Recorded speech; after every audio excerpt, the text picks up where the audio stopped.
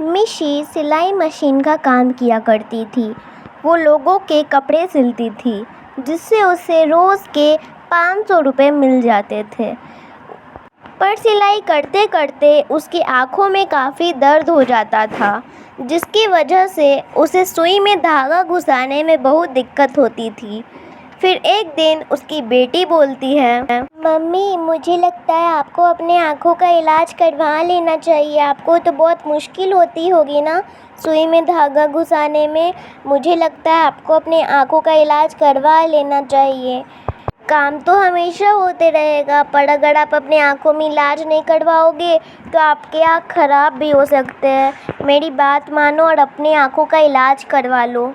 हाँ बेटा, मुझे भी लग रहा है कि तू ठीक ही बोल रही है, क्योंकि मुझे भी आँखों से देखने में बहुत दिक्कत होती है।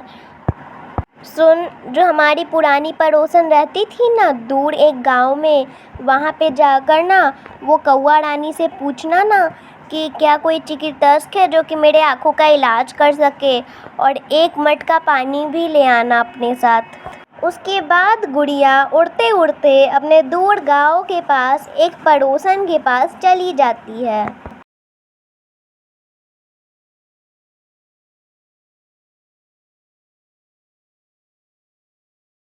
फिर गुड़िया थोड़ी देर में कौवों के घर पे पहुंच जाती है और वह मटका बाहर की जगह रख देती है।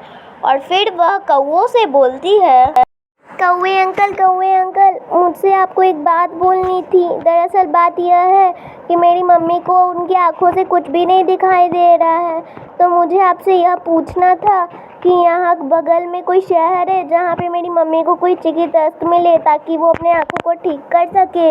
हाँ, शहर के बाहर एक चिकित्सक तो है, पर तुम्हारी मम्मी के पास इतने पैसे हैं कि वह उस चिकित्सक से अपने आंखों को ठीक करवा सके।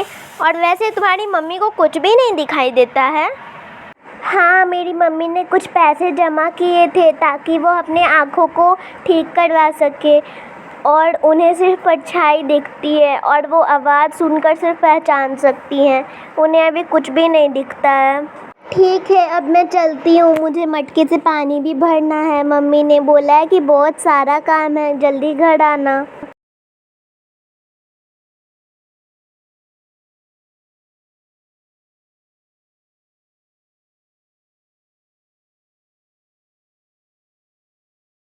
अरे सिद्धि, आज तो तेरी मौज ही मौज है। अब क्या खुरफात सूझी है तुम्हारे दिमाग में, जल्दी से बताओ। अरे तुझे पता तो है, गुड़िया की माँ अभी अंधी है, उसे सिर्फ परछाई दिखाई देती है और सिर्फ आवाज़ से पहचान सकती है वो पक्षियों को। तो मैं बोल रहा था कि गुड़िया के पास तो खूब सारे पैसे होंगे उसके आँखों का इलाज करवाने में, क्योंकि आँखों का इलाज बहुत ही ज़्यादा पैसों में होता है। तो मैं उसके घर जाके वो सारे पैसे चुरा लूँगा। वाह, आज तूने पहली बार कोई अच्छी बात कही है। उसके बाद गुड़िया उड़ते उड़ते फिर से अपने घर चली जाती है।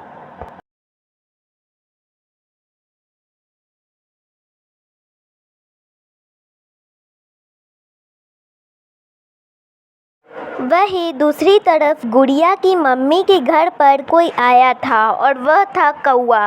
उसने सोचा था कि वह कबूतर की आवाज़ निकालकर गुड़िया की मम्मी के घर जाएगा और वहाँ से उसके सारे पैसे लूट लेगा। क्या कोई घर में है? क्या कोई घर में है? यह सुनकर टुन्नी थोड़ा डर जाती है और वह बाहर वाले कौवे से पूछती है कि वह कौन है, क्योंकि उसे तो कुछ दिखाई देता नहीं था। तो क्योंकि कौवा कबूतर बन के बात कर रहा था, इसीलिए वह बाहर से बोलता है, अरे टुन्नी, मैं तो कबूतर हूँ। कबूतर, क्या तुम मुझे अपने घर में आने दोगी? क्योंकि कौवे की आवाज़ कबूतर जैसी लग रही थी, इसीलिए टुन्नी उसे कबूतर समझकर अपने घर में बुला लेती है। हाँ ठीक है, तुम आ जाओ। अरे टुन्नी, तुम्हें पता है बाहर बारिश होने वाली है, इसीलिए मैं सारे पक्षियों को उनको बताने जा रहा था कि बाहर बारिश होने वाली है। और इसी तरह थोड़ी देर बात करने के बाद कौवा वह सारा पैसा उठाकर लेकर चला जाता है।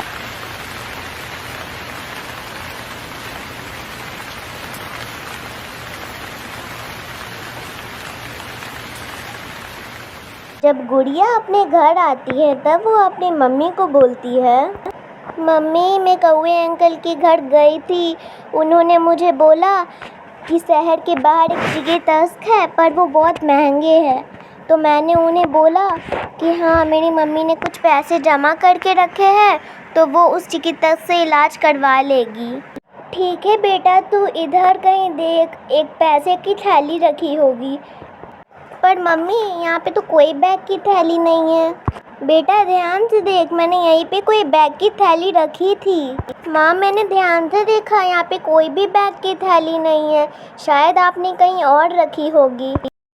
मुझे लगता है कहीं कबूतर भैया तो नहीं लेके चले गए, क्योंकि वही मेरे घर पर आए थे अभी। नहीं मम्मी, कबूतर भैया लेकर क्यों जाएंगे, वो कोई चोर थोड़ी है। फिर भी मैं एक बारी जांच पड़ताल करने चली जाती हूँ। फिर गुड़िया उड़ते उड़ते कबूतर के पास चली जाती है।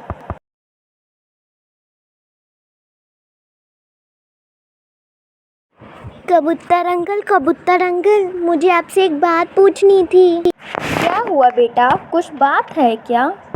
हाँ कबूतर अंकल, दरअसल बात यह है कि थोड़ी देर पहले आप मेरे घर आए थे और वहाँ पे मेरी मम्मी की पैसों की पोटली रखी हुई थी और शायद वो आप ले गए। क्या आपके पास वो पैसों की पोटली है? पर बेटा मैं तो तुम्हारे घर आया भी नहीं और मुझे कोई पैसों की पोटली के बारे में पता भी नहीं है। मैं सच बोल रहा हूँ, मुझे झूठ बोलने नहीं आता है। अच्छा ठीक है, अब मैं चलती हूँ। फिर कबूतर अपने मन में सोचता है, ये गुड़िया ऐसे ही झूठ नहीं बोलेगी, इसके पीछे कुछ ना कुछ तो राज होगा ही। एक काम करती हूँ, तोते भैया के पास जाके उनसे पूछती हूँ। फिर कबूतर भी उड़ते उड़ते तोते भैया के पास जाकर चला जाता है। अरे तोते भैया, तुम्हें पता है आज मेरे पास गुड़िया बेटी आई थी। मुझसे कह रही थी कि मैंने उसके घर से पर्स चुराया है पैसों का, पर मैं तो उसके घर गया भी नहीं हूँ और गुड़िया बेटी तो झूठ बोलेगी भी नहीं। वैसे भी गुड़िया बेटी की मम्मी के पास बहुत सारे पैसे थे उनकी आँखों को इलाज करवाने के लिए। हो सकता है किसी अनजान और गैर ने सारे पैसे चुरा लिए हो। अच्छा, मुझे लगता है ये सब किसी कौवे का किया धरा है। तुम्हें याद है टुनटुनी जब यहाँ इस गांव में नहीं रहती थी और दूर उस गांव में रहती थी, तो उसके पड़ोसन में 2 कौवे रहते थे। तुम्हें पता है वो बिल्कुल चोर जैसे दिखते थे। हो सकता है उन्होंने तुम्हारी आवाज निकालकर सारे पैसे चुरा लिए हो। वैसे भी उस कौवे को अच्छे से तुम्हारी आवाज निकालने आती है। बात तो आपने भी सही कही, क्यों ना हम रात को छानबीन करने चले कौवों के घर के पास। ठीक है चलो। उसके बाद कौवा पकड़ा जाता है और कबूतर और तोते चिड़िया को उनके पैसे दे देते हैं।